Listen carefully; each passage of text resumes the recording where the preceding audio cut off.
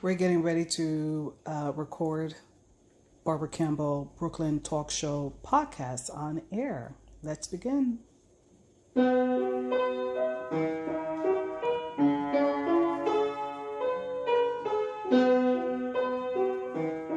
Hi, everyone. I'm Barbara Campbell, host of Television BBTV, coming to you from Barbara Campbell NYC Design Studios, based in Brooklyn, New York. Today's topic of discussion is Small Business Monday. And at the end of the show, please review my credits and subscribe to my online digital channel on our website. We are getting close. And it's the election season. It is time to prepare to vote. That is the subject that we're going to talk about today, voting and why it matters. We have a special guest, and we're going to begin our show.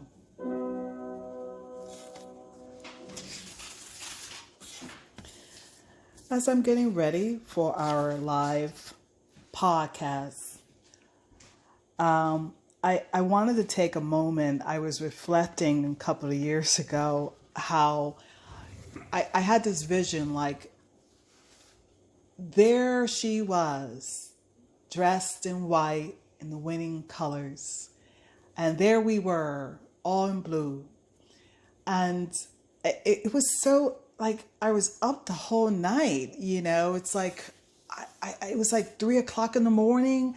At that point, I said, well, I'll get up in the morning and I'll find out who is the winner. But today we have a special guest, and we're talking about the voting season. Thank you for joining us on our podcast here at Barbara Campbell Brooklyn Talk Show podcast on air. We invited you on to our podcast. We want to get your thought and perspective on, is it important to vote this season? Should people vote? Should people stay home and not vote? Like, there's so many feelings, but we want to hear from you. If you want your voice heard, if you want the world, the nation to know how you feel about the issues, you need to vote. If you don't vote, then your complaints go nowhere. Don't complain, vote. And don't think that, well, I don't need to vote. Other guys will vote. I can say, no. Every vote counts in this election. Every vote is important. You need to make sure that the person you want to win or that you want to lose, that your voice is heard. You need to vote. Don't write in a candidate, that's a waste. Don't vote for a third-party candidate to waste your vote. It takes away from the person who you really want to win. Now, this year is different because of the COVID-19 virus. That makes it dangerous, much more dangerous than it ever was before, to go out and vote. But in New York, anyway, you have many different ways to vote. You can get an absentee ballot. You can mail that ballot in. You could drop that ballot off at a polling place. You can vote early. And you have to look up online where your early voting place is, because it could be different than your normal voting place. Or on the day of the vote, on November 3rd, the day of the election, you can go to your polling place, have your absentee ballot in hand. If you feel it's safe, you can put the absentee ballot back in your pocket, vote live, and go home and destroy that absentee ballot. Or if it looks dangerous to you, if it looks too crowded or you don't think they're following the right protocols, you can drop your ballot off at that polling place. So New York has given us many different ways to make sure our voice is heard. But the most important thing, and I cannot say this strongly enough, vote. And don't forget to wear a mask. Oh, yes. Take all the precaution as Absolutely. possible. 6 feet apart, absolutely. at least. But but show up to vote and vote. And everything you have said is very important, and I'm glad that you have shine a light on this process of voting, and we take it for granted. You know, it's like a luxury, right? But it's an earned vote. It's you're entitled to vote. It's not just a responsibility. Yes. In a democracy, it's an obligation. If you want to be a participating citizen in this democratic country, you need to vote. Sitting on the sidelines does not work. It makes bad things happen, and bad things happened 4 years ago as far as I'm concerned, because people stayed on the sidelines. Please don't do that. Please vote your conscience. Vote for the person that you think is going to direct this country in the way it should be, with moral fiber, with unity, with policies that are for the people, not for the very rich or the 1%. They've got enough. The people, the majority of people, need social programs. They need health care. They need food stamps. They need the ability to vote. They need housing. All these things are political. Everything is political. When you stop at a red light, that's political because they decided to make red light mean stop. Everything is political. You need to vote to have your voice heard and to steer this country in the direction that you know it needs to go. Now, I want to also touch up on healthcare and how healthcare is a right, and how I have always mentioned, you know, why is it so complicated that we can't get health care right? And why is it not available to everybody? Why is it such an issue? And I think more than ever this year, it is a big, big issue when we talk about health care. And while we're dealing with a worldwide pandemic and the repercussion of it, and how many of us are going to experience a COVID-19, and who's there to take care of your bills? Who's there to take care of the rent and the bills if you're not able to work? And many people have lost their jobs. So many people probably at this moment don't even have health care.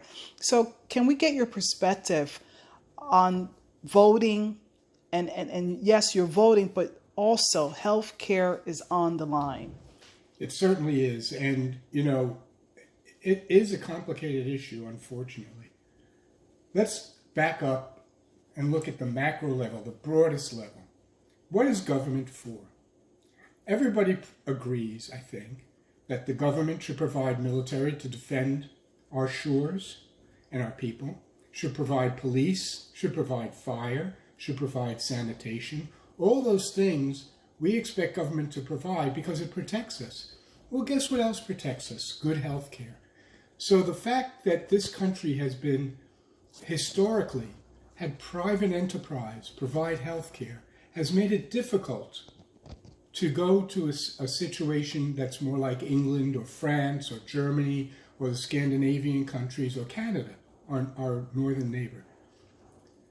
We started in 1965, Medicaid and Medicare was passed. It was huge.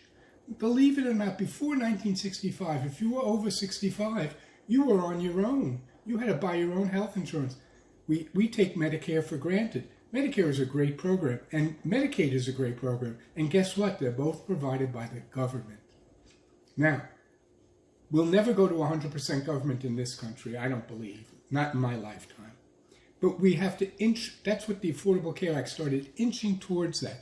It's an incremental approach so that the folks that fell in the cracks, and there were millions, 20 million, 30 million people fell through the cracks before the Affordable Care Act. The government needs to support those folks that are vulnerable. And that's what Medicaid does, that's what Medicare does, and that's what the Affordable Care Act does. And we need to build on the Affordable Care Act. It's not perfect. There is no perfect system. No system is perfect. It needs to be improved all the time. But to think that the individual has to be the one that pays for and that supports healthcare is not right. We don't expect the individual to provide police, to provide fire, to provide sanitation. No, but healthcare we do. I don't know why, but we do. It's historical in nature.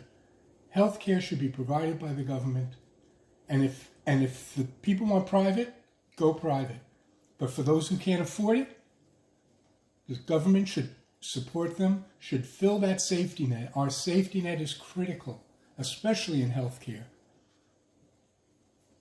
Well, you learn something every day, and we're learning that healthcare matters. We're learning that voting is very important this year. We are going through a worldwide coronavirus pandemic. I mean, this has affected everyone's lives. And we're covering some of the perspectives, some of the key issues that you should start thinking about now, because voting is just a few days away, weeks away, and you have to prepare now to vote. And make sure you're registered to vote, that you have all the proper things that you need, that, you know, that you're prepared to vote. And rain or shine, we encourage all to be ready to vote. Make your voices count and be heard. Thank you so much for taking the time out of your schedule to talk about these important matters, politics, the election, healthcare, what America is all about. It's unity, and the focus is on you, the American people. Till then, you know what I like to say? Stay in Brooklyn. You count, you matter. Tune back for our closing. All right, we reached the end of the show. I'd like to thank our viewers for tuning in to watch our Television BBTV program. And please review our closing credits at the end of the show and subscribe to our channel. Thank you. You are greatly appreciated. Till then, you stay in Brooklyn. You count, you matter. Thank you.